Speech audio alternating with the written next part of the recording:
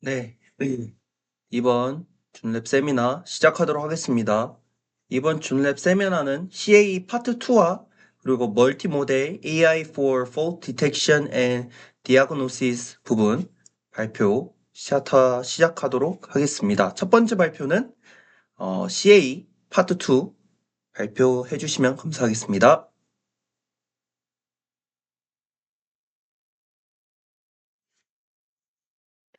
Hello, my name is Lee Hyun-jun and I'm a junior majoring in mechanical design engineering. Continuing from the last season, let's proceed with the content of an ANSYS. The table of contents includes types of particle theories, explanation, application, and lastly Q&A. Before explaining particle theories, stress is typically divided into types, normal stress and shear stress. Normal stress acts perpendicular to the surface, and as shown here, it can be either tensile or compressive. Shear stress acts parallel to the surface. Let's look at these stress in 2 and 3 dimensions.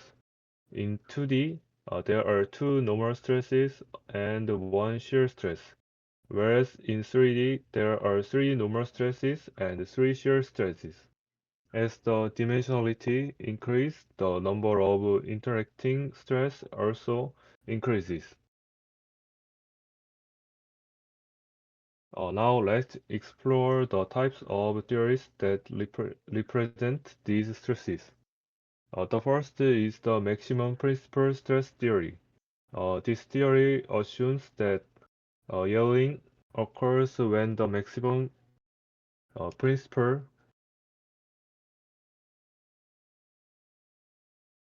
stress reaches the material's yield strength.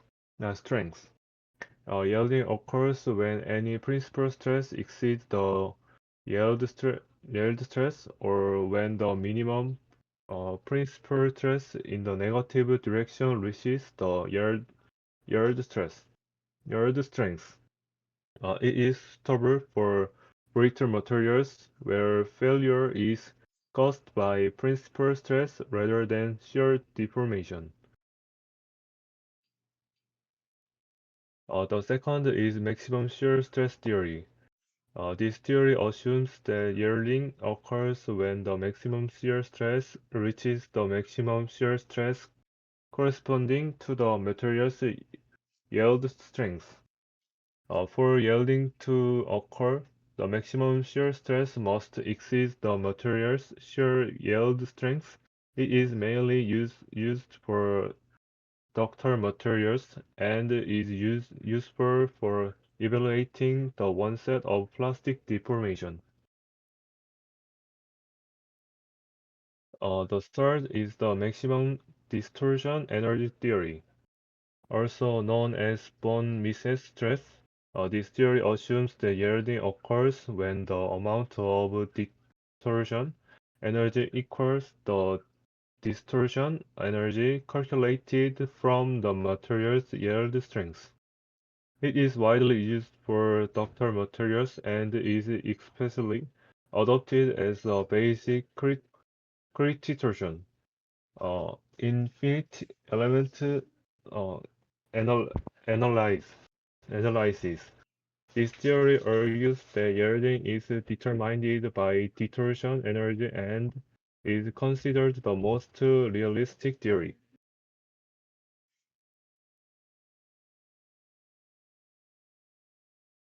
On the right is a simplified 2D state. Now that we know these theories, let's apply them.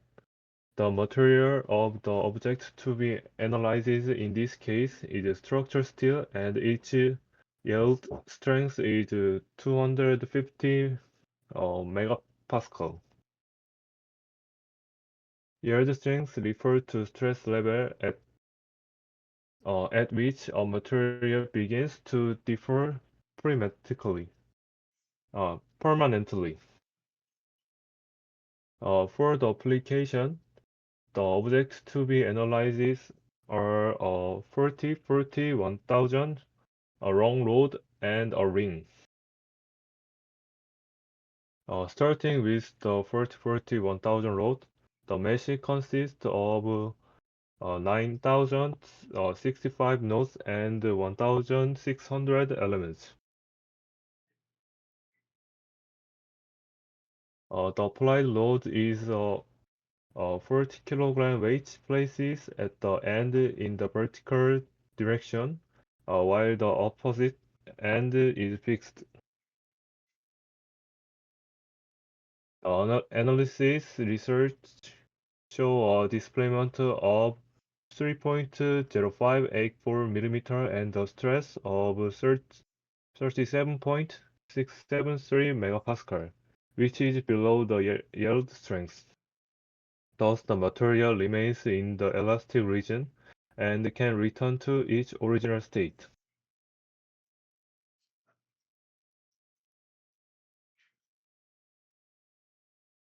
The following is an animation of the deformation. It shows the movement during the deformation.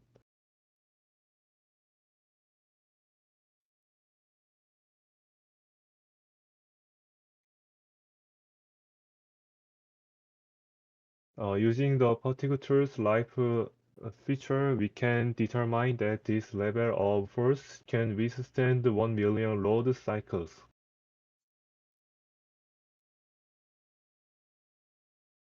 For the ring, the mesh consists of 41,802 nodes and 25,506 elements. The applied load is 40,000 Newton in the vertical direction at the bottom part of the ring, while the top part is fixed. The analysis research show a displacement of 0.36712 millimeter and a stress of 140.06 megapascal, which is below the yield strength. Thus, the material remains in the elastic region and can return to its original state. The following is an animation of the deformation. It shows the movement during the deformation.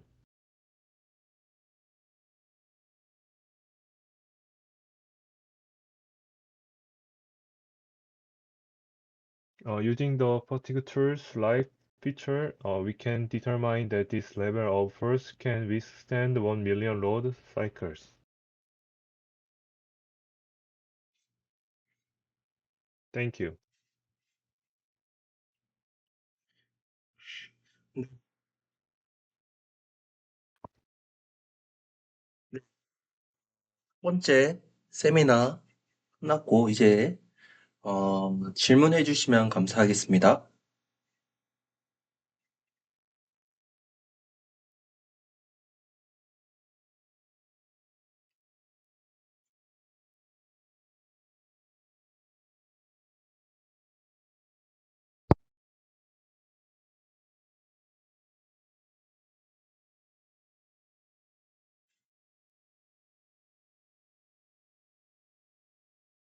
아, 저부터 먼저 하나 질문하도록 하겠습니다. 이거 네. 좀 궁금한 건데, 이번에는 응력에 대해서 설명을 해주셨잖아요. 그쵸? 네. 그 응력 설명 중에서 그거에 대한 비교 분석을 이제 막대기랑 이제 후크로 하셨는데, 혹시 다양한 것들도 있었을 텐데, 왜 이 막대기랑 후크로 했는지 혹시 좀 여쭤봐도 될까요?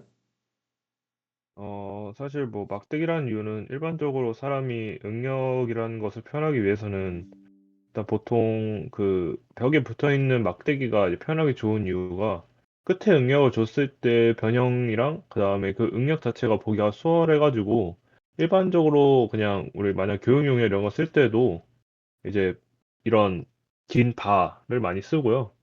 그다음 후크를 또 선택한 이유는 이제 말 그대로 이게 지금 얘가 맨 처음 제가 얘기한 게 피로 이론 쪽인데 말 그대로 이제 그 물체에 힘을 가했을 때 이제 변형이나 아니면 파손 이런 쪽에서 얘기하는데 사실 후크 자체가 가장 파손이 일어나기 쉬운 물체이기도 해가지고, 왜냐하면 이제 일반적으로 후크 같은 거에 이제 무거운 거를 걸거나 아니면 일반적으로 물체를 거는데, 이제 그 상태에서 파손이 많이 일어나기 때문에 일단 가장 이제 일반적으로 파손을 볼 수 있는 두 물체를 가져온 게 이 기다란 막대 보호랑 그다음에 후크입니다.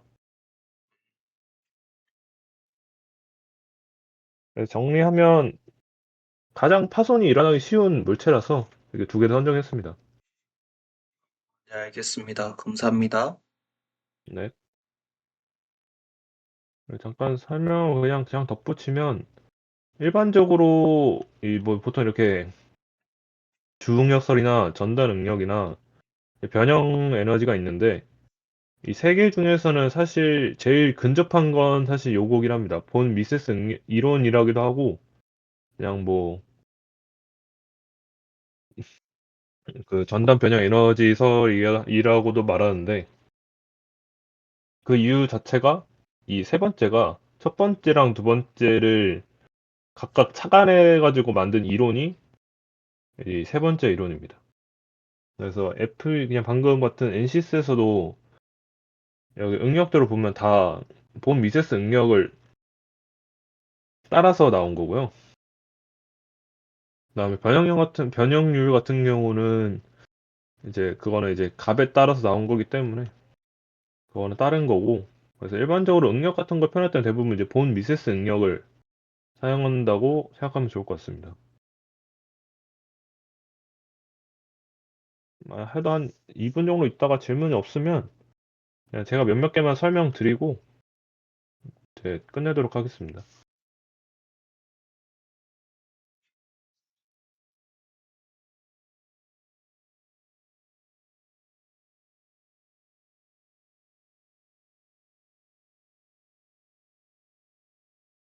저 질문 하나 있는데요.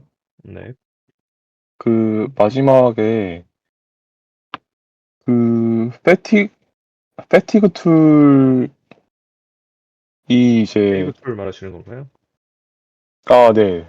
그게 이제 수명을 이제 예측하는 건가요? 아니면은 이제 그 약간 지금 단위 자체가 100만으로 나와 있는데, 이 네. 수명을 어떻게 보면 예측한다라고 할 수도 있는데, 이게 약간 그거예요. 보통 이게 그냥 그 100만을 기준으로 하는데, 그냥 기본 자체는 이제 네. 여기에 대해서 항복 응력이 있는데, 그 물체마다 그 물체 항복 응력이 넘어가게 되면 이제 다시 돌아오지 않고 그 변형된 상태로 계속 유지를 하는데, 음. 이제 요 같은 경우는 이제 맨 처음에 말씀드렸는데 보면 이게 250이잖아요. 항복 응력이. 네네. 근데 여기에 가해진 응력을 보니까 이제 4만 뉴턴을 4만 줬는데, 뉴턴. 근데 이제 여기에 이제 최대, 그러니까 여기 이 고리에 대해서 최대로 작용하는 응력이 140이라서, 그러면 음. 250 넘지 않았기 때문에 이 탄성 영역에가 들어가기 때문에 그 말 자체로 다시 이제 원상태로 다시 복귀를 해요. 네. 이제 그거를 배경으로 이제 라이프를 설명하면, 이제 얘는 지금 100만 번을 왔다 갔다 해도, 이 정도의 응력은 이제 100만 번을 왔다 갔다 해도 괜찮다라는, 음.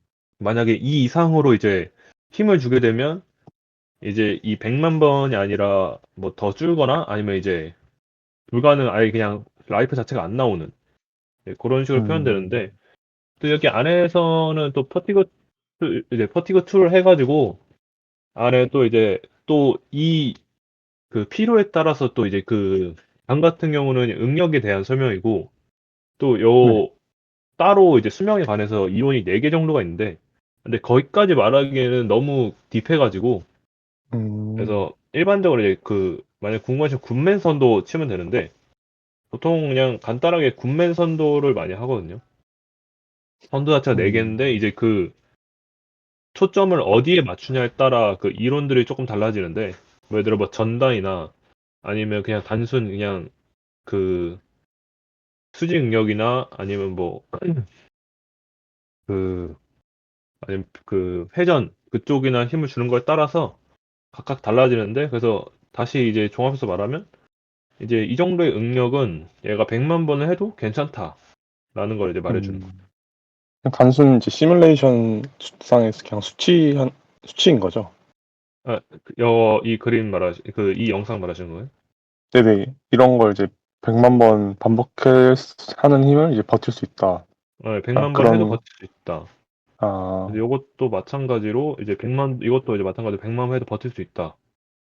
음, 이거 만약에 이제 40kg로 그냥 가정을 했는데 40kg 가정했을 때 가장 최대가 37.673 메가파스칼이 나와가지고 한 번 응력 250을 넘지 않았기 때문에 이거에 관해서는 이제 100만 번 가능하다. 원래는 이제 더 세부적으로 나오긴 하는데 근데 이건 지금 교육용으로 제가 쓰고 있다 보니까 이제 이거는 그냥 간단하게만 딱 그냥 기준으로 나타내고 있습니다. 또 다르게 다른 걸로 하면 뭐 그냥 그 횟수로는 아마 나오진 않을 거고 너무 많다 보니까 이게 정확하게 몇 번 했을 때 얘가 부서진다까지는 애매하고 그냥 그래프 정도나 뭐 그런 거는 이제 나올 수 있는데 그래서 근데 이 NCS 자체는 그냥 100만 번을 그냥 횟수 자체를 100만 번을 기준으로 나와가지고 이제 저렇게 그냥 100만 번 써 있는 거예요. 네, 감사합니다. 뭐 다른 질문 있을까요? 혹시 질문해도 될까요? 아, 네.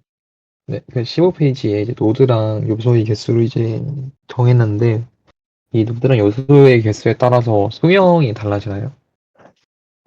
노드나 수면 그 교수에 따라 달라지는 않고 이 노드나 엘리멘트 자체라는 거는 이제 그거예요. 이제 제가 얼마나 이 물체에서 구체적으로 볼 것인가. 이제 이게 노드랑 엘리멘트 수가 많아질수록 많아지면 이제 이게 더 부드럽게 더 이제 수치가 더 정확하게 나오거든요. 네. 근데 이게 너무 많아지면 이게 컴퓨터가 감당하지 못할 뿐더러 만약에 한 번은 이제 그런 적이 너무 많았을 때 한 24시간 정도 걸린 적 있어요, 해석하는데. 그래서 너무 많이 하면 또 시간이 대신에 정확한 대신에 시간이 오래 걸리고 너무 적게 하면 시간이 빨리 되는 대신에 이제 좀 정확하죠. 그래서 이제 네. 이거는 목적에 맞게 이걸 자기가 적절한 수를 설정해서 하면 돼요. 그래서 적어도 한 3만 개는 이상은 해야 돼가지고 적어도 4만 개, 5만 개 진짜 적어도 지금 수치를 맞춘 거고 이거 더 하면 더 할 수 있는데 그러면 이제 해석하는 게 좀 많이 오래 걸려. 요 그래서 이거에 따라서 뭐 수명이 달라지는 않고 이제 이거는 이제 이 해석을 얼마나 더 구체적으로 볼 것인가, 더 정확하게 볼 것인가를 나타내 주는 거고. 마우스 보이시나요? 네. 이 삼각형 있죠? 여기 보이나요, 여기? 네, 보입니다. 삼각형이 엘리멘트고요. 이 삼각형에 있는 점 하나가 노드입니다. 그러니까 이게 음, 많으면 많을수록 이게 더 세밀하게 분석한다는 그 뜻이에요. 그래서 이 노드랑 이 엘리멘트 그 위치에 힘이 얼마나 들어가냐를 토대로 이제 이 앞에 값을 설정한 거기 때문에 노드랑 이 엘리멘트 오의 수가 많아지면 이제 여기 있는 이제 변위값이나 변연량이나 아니면 응력이 달라질 수 있어요. 그럼 혹시 그 노드랑 요소가 조금이라도 차이가 있으면 그 계산하는 해석값이 좀 차이가 좀 있나요? 아니면 그래도 그 노드 값에 변해서 선형적으로 차이가 있는 건가요? 선형적으로 차이 있진 않고 이제 요거 이제 저거에 따라서 값이 달라지긴 하는데 막 그렇게까지 막 드라마틱하게 막 바뀌지는 않거든요. 막 갑자기 막 140부터 170 아니면 막 120까지 내려가진 않는데 대신에 이제 좀 더 세밀하게 보는 거라서 뭐 잠시 질문이 다시 뭐였죠? 그러니까 저는 이제 그 노드랑 요소가 설정해서 해석을 했을 때 나온 값이 있는데 그 이제 노드랑 요소랑 이제 조금 바뀌면 그때 해석했을 때 값은 그 전에 했던 해석값과 차이가 심한지. 그렇게 사실 뭐 조금 막 100이나 200 늘어난다고 사실 그렇게까지 많이 바뀌지는 않고 뭐 조금 바뀌는 뭐 예를 들어 0.002, 아, 0.003 네. 정도 바뀌는데 근데 아마 이게 사실상 이게 수치를 자체 이거 노드랑 엘리멘트 자체가 저희가 이제 이 직경 자체를 이제 우리가 해석하는 그 직경 자체를 얼마냐 하느냐에 따라 이게 늘어나고 줄어들거든요.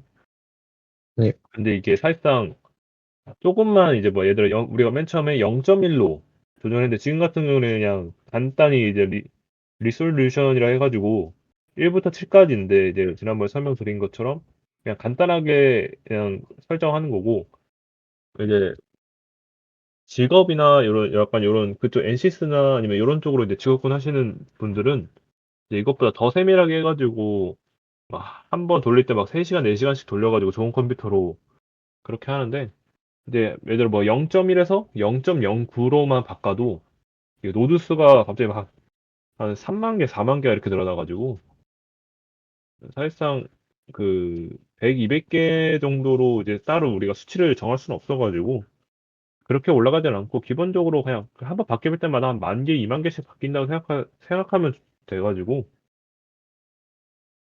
그 작게 수치는 사실 생각 안 해도 되고 그 다음에 이제 만약에 이제 노드랑 엘리멘트 수가 달라짐에 따라 이제 변형량과 응력은 달라지게 됩니다. 네. 감사합니다.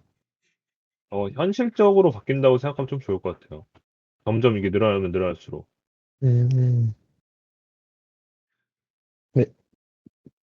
혹시 다른 분들 질문 있을까요?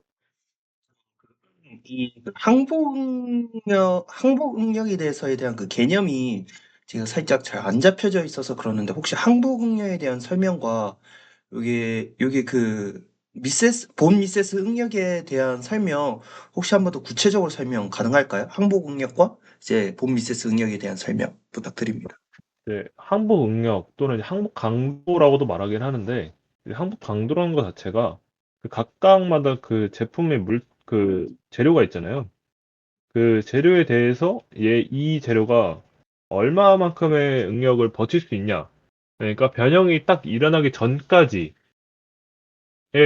그 버티는 응력을 항복 응력, 항복 강도라고 하고 이 본 미세스 응력 같은 경우는 사실 요거는 좀 엄청 긴 식을 결국 정리해서 이렇게 되는 거라서 이제 저희도 요거를 이제 막 어떻게 설명한다고 드리기도 조금 힘들 뿐더러 이 내용의 좀 세부적인 내용을 말하려면 그 따로 이제 개념이 따로 있어야 돼요. 그 모어원이라고 이제 있는데 근데 그거를 지금 설명드리기에는 그 전 지식도 필요해가지고 그래서 일단 항복 강도 같은 경우는 이제 그 재료가 이제 변형되기 직전까지의 버틸 수 있는 응력, 그러니까 한계치라고 생각하면 편할 것 같고, 이 본 미세스 응력 같은 경우는 그냥 가장 현실적으로 사용하는 이제 힘의 응력이다, 힘의 이론이다, 응력의 이론이다 정도로만 알아두시면 좋을 것 같습니다. 그러면 본 미세스 응력 말고도 혹시 제일 많이 사용하는 건 본 미세스 응력이라고 하셨는데 그 외에 다른 뭔가 또 이런 응력 관련된 개념이 혹시 있을까요? 좀 또 이제 최대 중력 같은 경우는 최대 중력이랑 최대 전달 응력 1번이 1번 같은 경우는 그 관점이 조금 다른 거예요. 첫 번째 같은 경우는 이 물체가 이제 그 피로 파손이나 변형이 된다는 거가 이제 말 그대로 수직 응력, 아까 앞에 말씀드린 대로 이제 노멀 스트레스, 수직 응력에 대해서가 가장 크다라고 초점을 보는 거고, 이제 최대 전달 응력 같은 경우는 이제 수직 응력이 아닌 이 전달 응력이 이 변형에 가장 크다라고 이제 관점 보는 거라서 사실 이 두 개는 사실 관점의 차이고 이 두 개를 착안해서 만든 게 본 미세스 응력입니다. 그리고 응력에 관해서는 말 그대로 이제 수직 응력, 그러니까 면에 대해서 수직으로 작용하는 이제 인장이나 아니면 압축 같은 걸 나타내고, 전달 응력 같은 경우는 그 면에 평행하게 작동하는.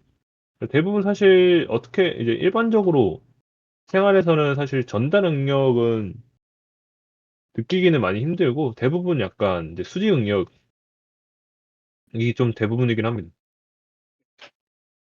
그 여기 이 40, 40 천에 대한 것도 이 끝에 대해서 수직으로 응력 작용하기 때문에 이렇게 변형이 되는 거고, 근데 이제 그림이 이렇게 나오는 거는 이제 왼쪽 끝을 고정했기 때문에 이제 이렇게 나오는 것이고, 그리고 다른 개념에 대해서는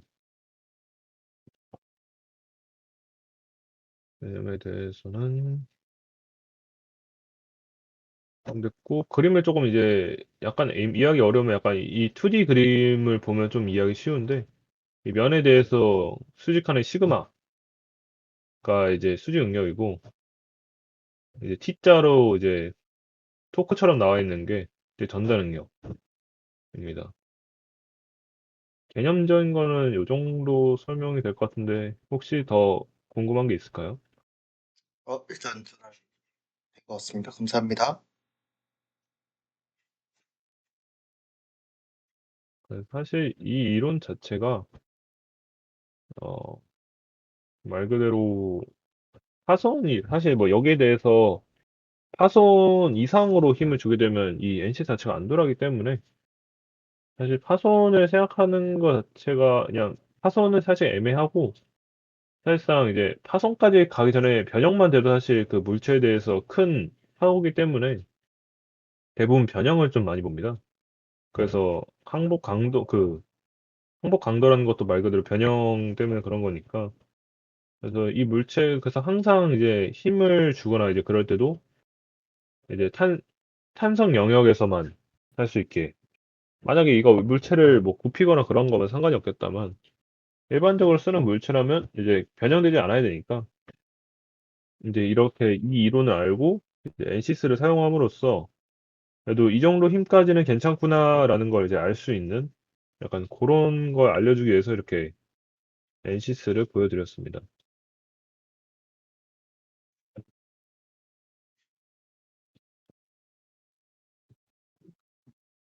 다른 분들 혹시 궁금한 게 있을까요?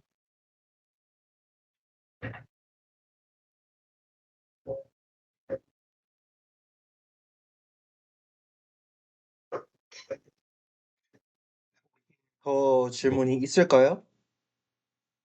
뭐 기초적인 것도 괜찮고, 뭐 그냥 PPT 해야 되는 것도 괜찮고, 그냥 단순히 기술 쪽 이야기도 괜찮습니다.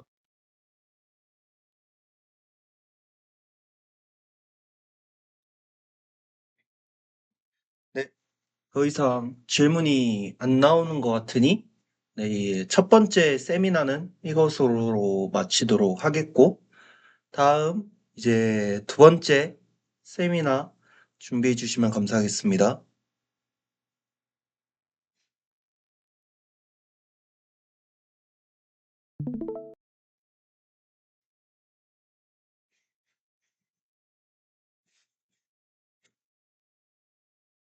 네, 그러면 보이시나요?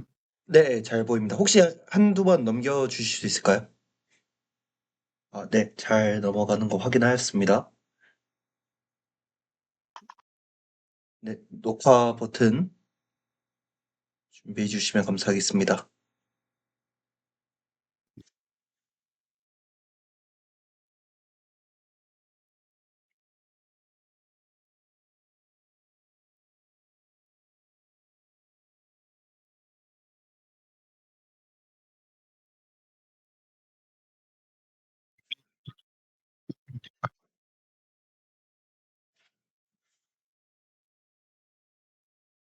준비되셨나요? 네, 준비됐습니다. 네, 알겠습니다. 그러면 두 번째 발표, Multimodal AI for Fault Detection and Diagnosis 발표 시작해 주시면 감사하겠습니다.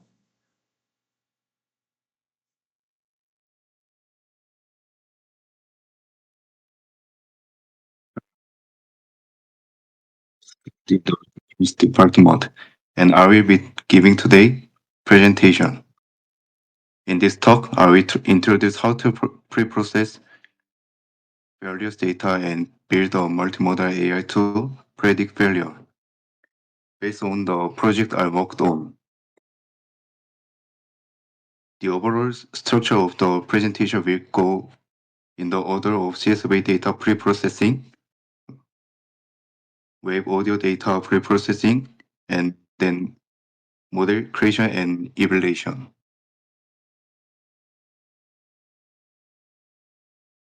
First, I talk about the CSV data pre-processing.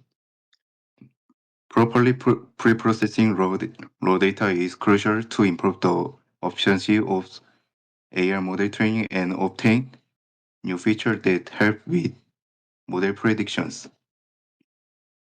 The CSV data I use include current and temperature values. By looking at the distribution graph of the normal data, I found that temperature and current are evenly distributed, whereas the abnormal data show little change or current despite varying temperatures.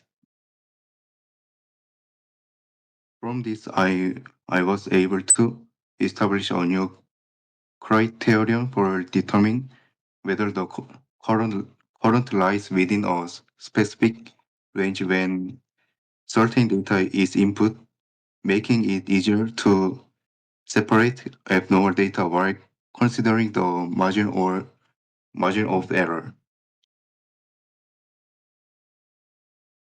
Also, if the scales of the feature differ greatly, those with larger values can have a disproportionately large impact on the model during training. Therefore, I applied normalization so that all features would fall within a similar range, thus promoting stable convergence.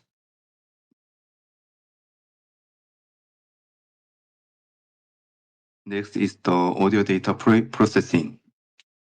After converting the audio signal into a time amplitude graph, I noticed that many data points were concentrated in the region of high amplitude. I judged that these large amplitudes area might unduly affect how the sound's energy is measured. So I perform clipping within a certain amplitude range, which results in some modification to the audio. Rather than using only the waveform graph, I believe it would be more advantageous to divide various features into final segments for the model to learn.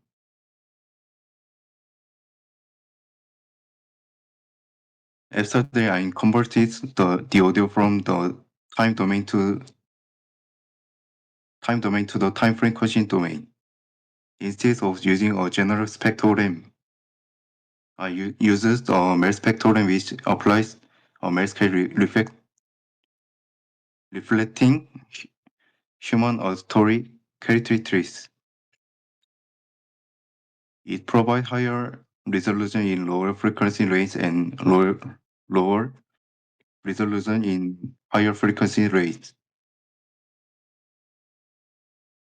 Because human hearing is insensitive to low frequencies and less sensitive to high frequencies.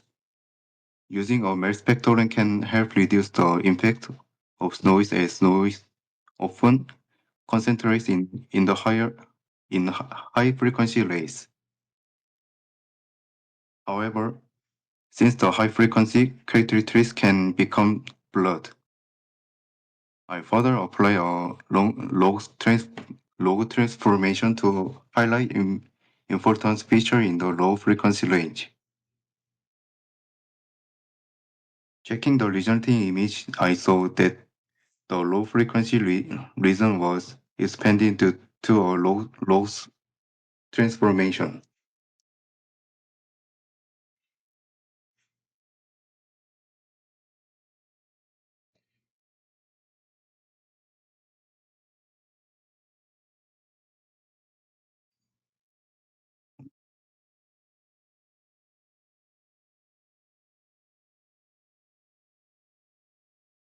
I also apply MSCC on the audio data. Like the MER spectrogram, MSCC transform frequencies based on the MER scale, making it possible to extract frequency, information, and energy distribution from the audio signal.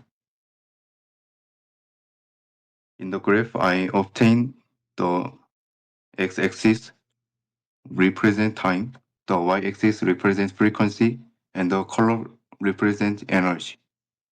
Red indicates high energy while blue indicates low energy.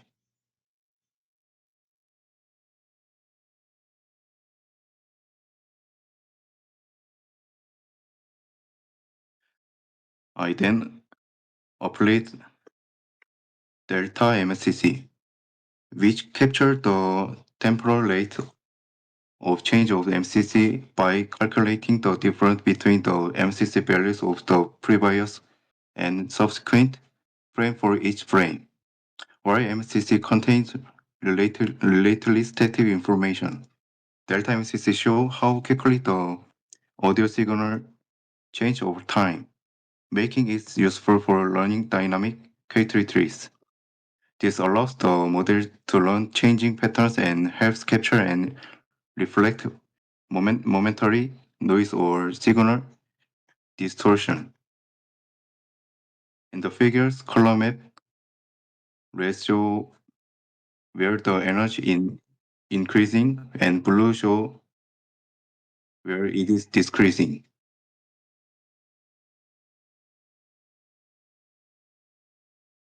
Next, I applied delta MCC, which is the second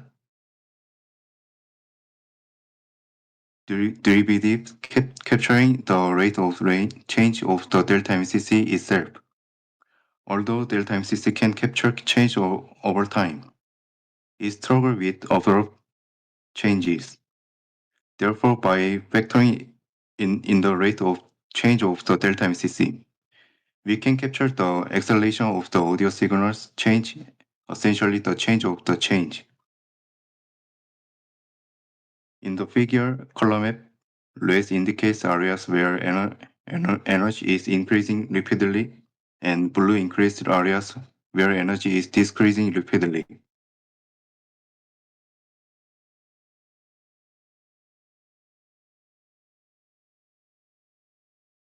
To summarize, MCC capture static feature like frequency and energy, but not how the sounds change over time. Delta MCC capture how quickly it changes, but not the suddenness or gradualness of the change. Hence, delta MCC uses to measure how rapidly the rate of change increase or decrease that is, the acceleration of the change.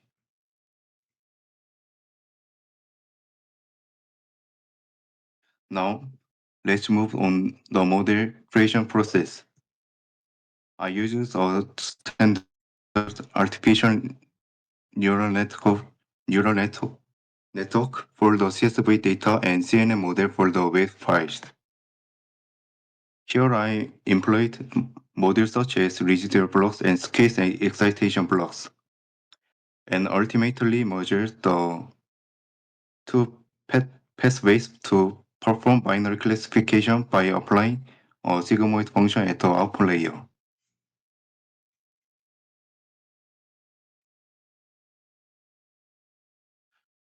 Let me briefly explain the residual blocks and case and excitation blocks used for the audio model. Residual blocks were introduced to address the vanishing gradient problem that arises as the network grows deeper. They alleviate this by using skip connections. In very deep network, gradient vanishing can impede weight updates during backpropagation. But skip connections help ensure effective learning regardless of depth. In the figure, two convolution operations are performed and the input x is added to the output fx. If we only use fx, then some of the input information might be lost through the transformation. By adding x and fx, the network learns the difference between them, preserving input information and reducing information loss. thus enabling more stable learning.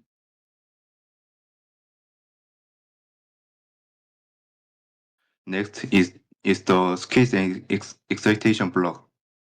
A typical CNN effectively captures spatial feature but does not consider the importance across channels. SA blocks, however, learn the correlation between channels and assign importance to each channel. The squeeze stage compress the spatial information to retain only the global information for each channel. Then, in the excitation stage, this global information is used to learn the importance of each channel. Summarizing, the residual block stabilizes network training while the SA block accounts for channel importance. Applying this block allows the model to learn audio data more effectively and stable.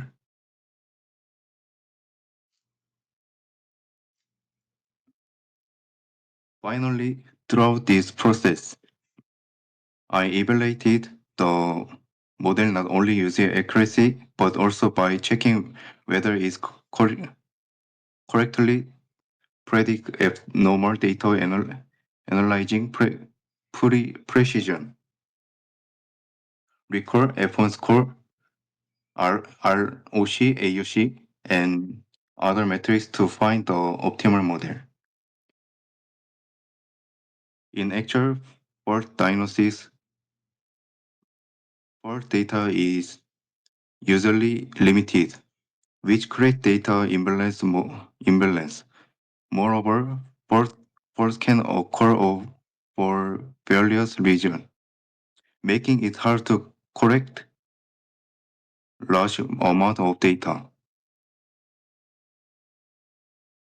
As a result, relying solely on accuracy could be misleading, since the large volume of normal data could inflated the accuracy. Of course, predicting normal data correctly matters, but predicting faults can be more critical. Hence, how to represent the data and develop an appropriate model is vital, along with using the diverse evaluation metrics. This concludes my presentation.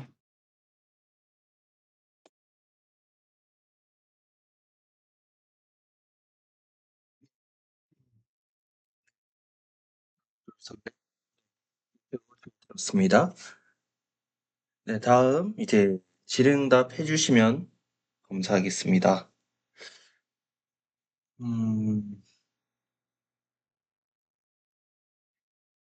제가 먼저 말하세요. 먼저 말하세요. 네.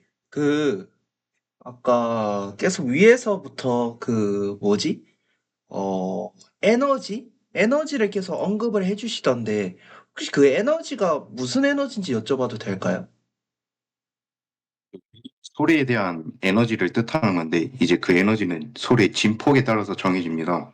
근데 이제 지금 현재 페이지를 보면은 이제 진폭이 굉장히 크게 분포가 되어 있는 걸 확인할 수 있는데, 근데 이 에너지를 저는 소리라는 데이터를 에너지를 이용해서 이거를 학습을 시키려고 했지만, 이제 진폭이 너무 크게 분포되어 있다 보니까 이 에너지를 이제 클리핑 해가지고 뭐 제한을 시켜서 진행을 했다. 이제 이 에너지는 그냥 그 소리에 대한 진폭의 크기라고 보시면 될 것 같습니다. 그리고 여기 멜 스펙트로그램 해가지고 그 다음 페이지 보시면, 네, 여기서 그 우측 사진에 대한 데이터는 혹시 이건 어떻게 해석해야 되는 건지 혹시 좀 여쭤봐도 될까요? 이게 위에 있는 거는 그냥 일반적인 그 시간 주파수 영역으로 표현한 스펙트로그램이고, 이제 아래는 이제 멜 스케일인데요. 이제 멜 스케일은 사람의 청각적인 특성을 반영한 어떠한 값이라고 보면 될 것 같아요. 이 두 개를 결합을 해서 이제 멜 스케일을 결합을 하면은 이제 일반적인 스펙트로그램에서 사람 같은 경우는 저주파에서는 잘 듣지만 이제 고주파에서는 반응을 잘 못하는 특성을 이제 반영을 해서 표현한 게 이제 오른쪽 그림으로 출력을 된다 보시면 될 것 같습니다. 저거에 대한 그 진한 부분이랑 이런 노란색 부분에 대한 거는 그냥 이것도 다 에너지 값에 대한 강도 네, 값인가요? 네, 맞습니다. 그 아까 말씀드린 에너지가 이제 이 콜라랩에서가 나타나게 됩니다. 음.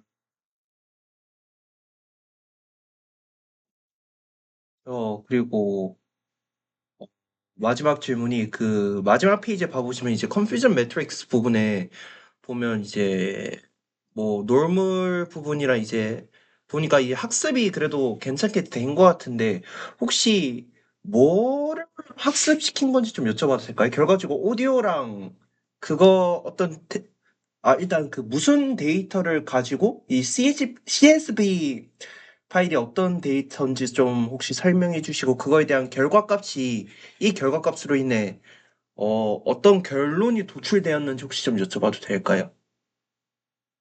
전체적인 흐름으로 말씀 먼저 드리면 일단 CSV 데이터 같은 거는 여기 우측 상단에 있는 그래프를 표현한 건데요. CSV에는 이제 온도와 전류 데이터가 포함이 돼 있어서 이제 이거를 전처리 과정을 통해서 이제 여기서 보시면은 CSV 데이터 같은 경우는 일반적인 인공지능망을 통해서 학습을 진행했고 이제 소리 데이터 같은 경우는 이제 이게 데이터 샘플 중 하나인데 이제 이거를 스펙트로그램과 MFCC 이 과정을 거쳐가지고 CNN 컨볼루션을 통해서 이제 두 개의 신경망이 있으면은 이걸 마지막에 머지시켜서 하나의 신경망으로 다시 결합을 한 뒤 이제 오류를 예측하는 건데 이제 이 컴퓨전 매트릭스 같은 경우는 이제 여기 좌측 상단에는 110개라는 제가 이제 이 데이터 비율을 정상 데이터랑 비정상 데이터를 1대1 비율로 맞춰놔서 이제 비정상 데이터 같은 경우는 이제 143개, 뭐 정상 데이터 같은 경우는 110개를 예측을 성공을 하고 뭐 7개, 40개는 이제 예측을 실패한 이런 분포도 분포도라는 분포도라고 보시면 될 것 같습니다. 결론적으로는 이제 CSV라는 데이터와 오디오 데이터를 통해서 이제 고장 예측을 하는 그런 인공지능 모델을 만들었다고 보시면 될 것 같습니다. 지금 말씀하셨던 게 그 처음에 말씀하셨던 그 이제 전류 량과 그런 것들과 이제 오디오 진폭에 대해서 그거를 이제 인공지능으로 학습시켜서 뭐에 대한 고장 데이터인지 혹시 좀 혹시 여쭤봐도 될까요? 혹시 뭐 어떤 시스템에 대한 고장 예측인지 질문하시는 걸까요? 혹시 질문을 한번 다시 해줄 수 있을까요? 아니 그 처음 제가 보기에는 이걸 보면서 데이터 자체가 오디오 데이터랑 이제 그 CSV 데이터로 해가지고 그 이제 전류량과 뭔가 그런 데이터를 합쳐가지고 이제 학습을 시킨 거지 않나요? 맞죠? 같이. 네, 네, 맞습니다. 네, 그래서 그거에 대한 이제 같이 학습을 시켰는데 결론적으로 이제 고장률에 대한 결론 값을 도출하였다고 하셨는데 네, 맞죠? 맞나요? 네, 맞습니다. 네, 그래가지고 그거에 대한 그 고장 진단이 이런 뭐 어떤 고장 진단에 대한 학습인지 그거를 좀 뭔가 네, 그거에 대한 게 이해가 살짝 안 돼가지고 이 데이터셋 같은 경우가 뭐에 대한 고장 진단 예측인지는 사실 저도 정확한 제가 정확하게 알지는 않아가지고 이게 그냥 실제 산업 같은 경우에서 어떤 센서 데이터나 아니면 오디오 데이터 같은 거를 써가지고 한다라는 정도만 알고 있어서 어떤 거에 대한 고정 예측인지는 확답드리기는 조금 어려울 것 같습니다. 네, 알겠습니다. 감사합니다.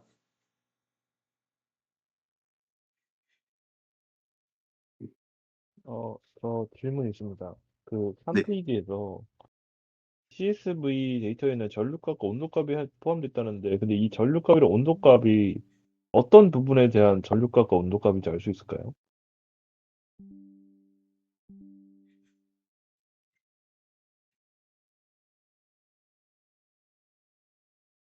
혹시 어떤 부분이란 게 이게 전류값이랑 온도값이 가져오는 데이터에 대해서 네. 뭐 어떤 물체나 뭐가 있었을 텐데 어떤 거에 대해서 전류값과 온도값이 나오는지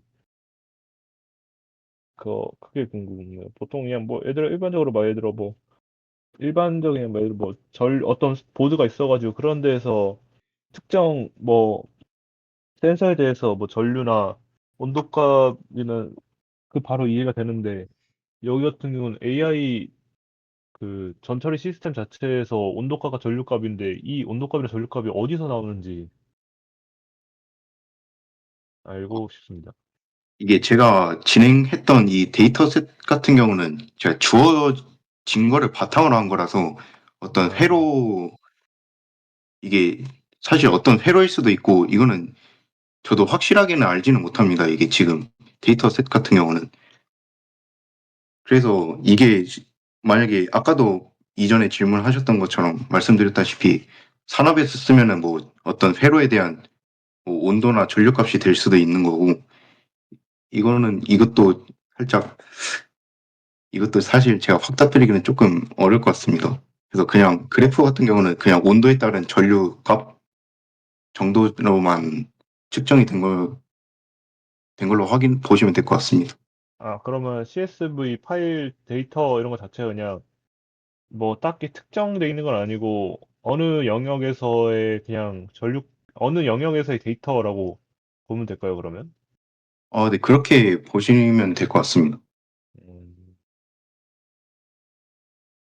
음, 어, 그러면 결과적으로 이렇게 이런 데이터 값을 가지고 뭐 그 상황에 맞는 적정 온도값과 적정 전류값, 그리고 오디오 데이터를 했을 때는 적정 소리 에너지라고 해야 되나? 약간 그런 거를 찾는 거라고 보면 될까요? 그러면 약간 앞에 3, 4페이지 살짝 정리를 하면. 값을 찾는다기보다 그 들어온 입력값에 대해서 고정을 예측을 하는 거라 그 값을 자체적으로 찾는 과정은 아닙니다, 이게. 그래서 판단한다라고만 하면 될까요? 이게 좋은 값이다, 나쁜 값이다, 이렇게. 네, 좋은 값이다, 나쁜 값이다를 이거는 알 수가 없습니다. 그래서 입력에 대해서만 어떻게 출력이 나오는지만 판단을 하기 때문에 이게 좋고 나쁨의 그 차이를 비교를 하는 것은 조금 어렵습니다. 그러면 앞에 이런 CSV 데이터를 이런 전처리 과정을 통해서 좀 더 세밀하게 볼 수 있다라고 그럼 보면 될까요? 아니면 그 값에 대해서?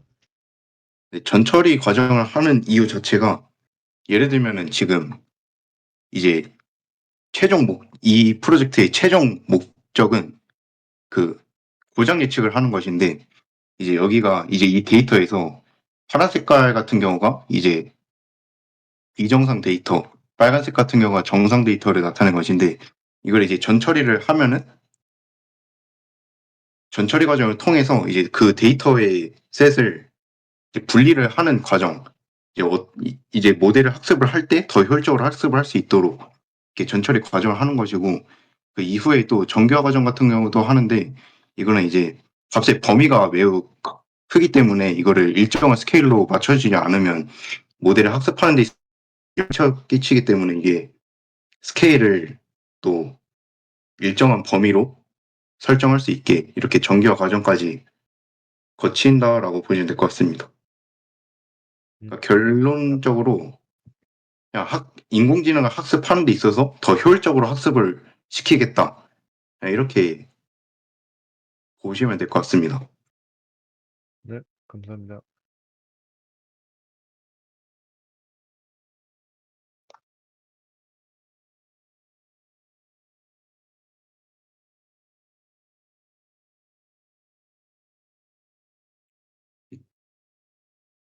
질문 있으실까요? 저 혹시 이거와 조금 질문인데 ANN이랑 CNN 차이가 혹시 어떤 건지 알 수 있을까요? AN 같은 경우는 그냥 일반적인 혹시 인공신경망 알고 계실까요? 아니요. 어떤 인풋 레이어가 있고 이제 히든 레이어가 있어서 그냥 예를 들어서 그냥 CSV 데이터 같은 경우를 제가 일반적인 AN을 썼다고 했는데 이게 그냥 어떤 텍스트 같은 그런 입력값이 있을 거잖아요.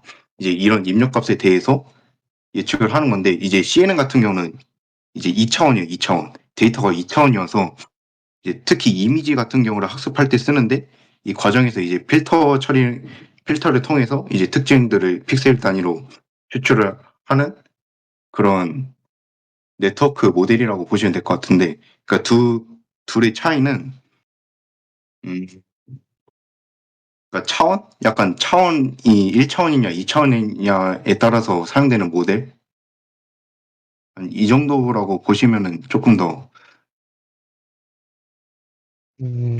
아, 이해하기 쉬울 것 같습니다. 아, 그래서 네, AN은 3D를 3차원적인 거라고 CNN은 2차원이라고 생각하면 되는 건가요? 1차원입니다. CNN 같은 경우는 ANN 같은 경우는 그냥 1차원 일반적인 신경망이라고 보시면 될 것 같고, 그러니까 CSV 데이터 같은 경우는 그냥 뭐 온도값이 주어지고 입력의 온도랑 전류값이 주어지고 뭐 제가 앞에서는 또 특징을 하나 만들었기 때문에 그 특징까지 총 3개를 쓰는데 이제 이미지 같은 경우는 그 픽셀 단위로 어떻게 분포가 돼 있는지가 다르기 때문에 이제 이거를 정리를 하면 그냥 ANN은 1차원 때 쓰고 CNN 같은 경우는 그냥 2차원 데이터를 학습을 할 때 쓰는 거라고 보시면 될 것 같아요. 네, 알겠습니다. 감사합니다.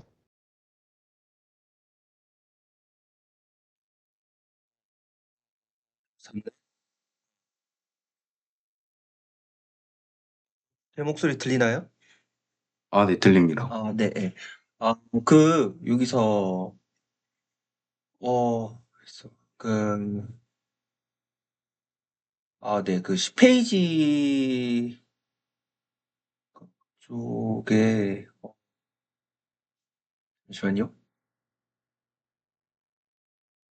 네. 오디오용 모델에서 그, 뭐지? 여기 있네. 리스티오 블록스는 네트워크의 깊어짐에 따라 그 그레디언트 손실에 대한 문제를 보완하기 위해 나온 기법이라고 하셨는데, 이걸 혹시 어떤 식으로 보완했는지랑 그 전에는 어떤 모델을 사용했는지 혹시 여쭤봐도 될까요? 그 보통 일반적인 같은 경우가 좌측에 있는 이 모델일 텐데요.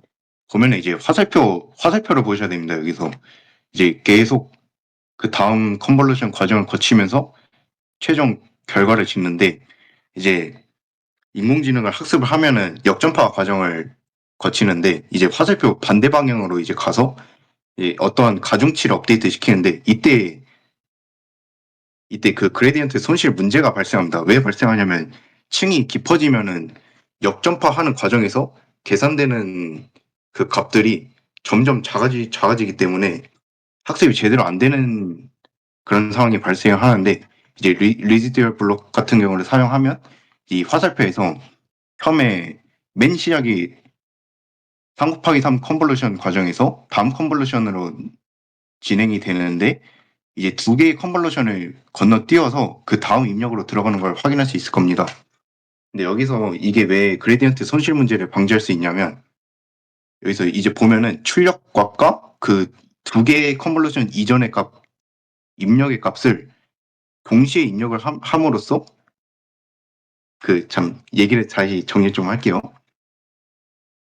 그래서 하나의 컨볼루션에서 어떠한 출력이 나오고 그 출력값과 그 이전에 대한 입력값을 같이 들어가는 걸 확인할 수 있는데 이 역전파 과정에서는 아까 전에 좌측에서 말씀드렸다시피 점점 그 그레디언트 손실 문제가 값이 점점 작아지기 때문에 발생하는데 근데 이제 이 화살표를 이제 건너뛰면서 어떠한 손실 문제가 있는데 거기에다가 이제 추가적인 기울기를 제공을 하기 때문에 이거를 이제 그레디언트 손실을 이제 방지를 할 수 있다. 이렇게 보시면 될 것 같아요. 그러니까 결과적으로 화살표 따라 다 이동을 하는 대신에 얘는 이제 두 개의 과정을 동시에 거치면서 이제 이전에 있었던 데이터셋을 기억을 하기 때문에 이제 그레디언트 손실 문제를 방지할 수 있다. 이렇게 네, 이렇게 이해하시면 될 것 같습니다. 조금 말이 어려운데 말씀이신 알 것 같거든요. 그 데이터 자체를 원래 기존에 있던 그 플랜 네트워크 같은 경우는 그냥 데이터를 학습시키고 그 학습된 데이터로 이제 다시 또 컨볼루션을 돌려서 만약에 했으면 점점 깊어질수록 이제 하나에 대한 뭔가 편향성인 건 아니면 좀 오류적인 게 늦지만 이제 리스듀얼 네트워크 같은 경우는 이제 학습되고 나서 그 전에 원래 기존에 있던 데이터를 같이 학습하면서 기존 데이터에 있는 방향성을 유지시킨다는 느낌으로 간다는 거 아닌가요? 맞나요?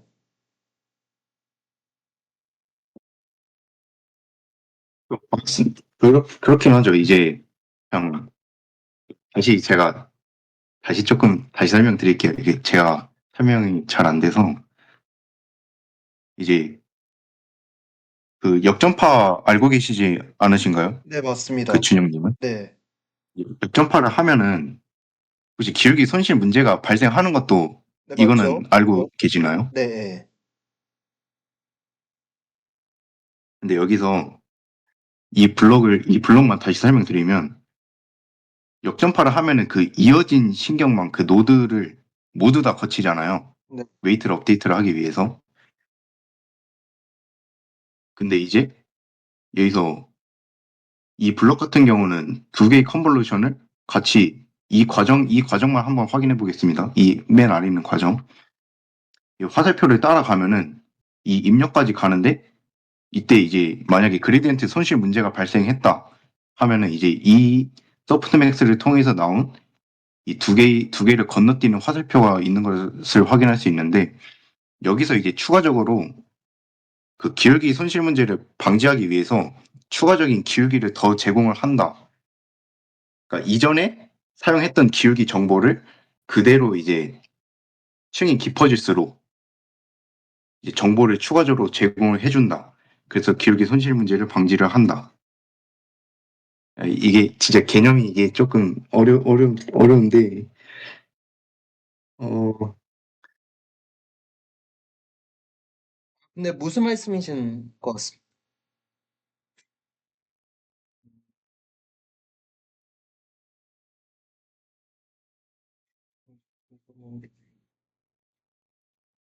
이거는 제가 나중에 따로 제가 설명 좀 다시 드리겠습니다. 이거. 네, 감사합니다. 혹시 더 다른 질문이 있으신가요?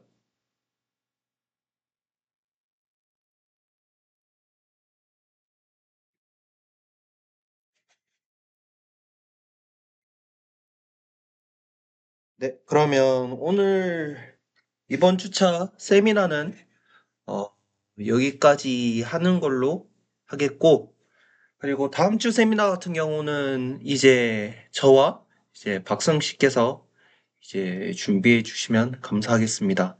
그리고 전달 사항 같은 경우는 저희가 저번 주차 때 제가 말씀드렸다시피 포트폴리오 개인적으로 한번 이제 완성해 주셔서 완성해 주는 게 이제 다음 주까지에 대한 과제라고 생각을 해주시면 감사드리겠고, 그리고 저희가 지금 모여서 이게 하는 것 자체가 이제 일기입니다.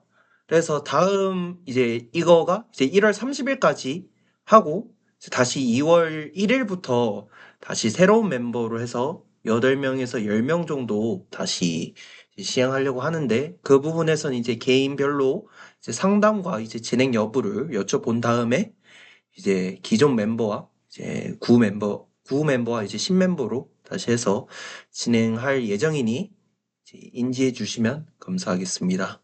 네, 오늘 세미나 하신다고 너무 고생하셨고, 다음 주 세미나 같은 경우는 최대한 대면 세미나로 할 예정이니, 그것도 인지해 주시면 감사하겠습니다. 고생하셨습니다.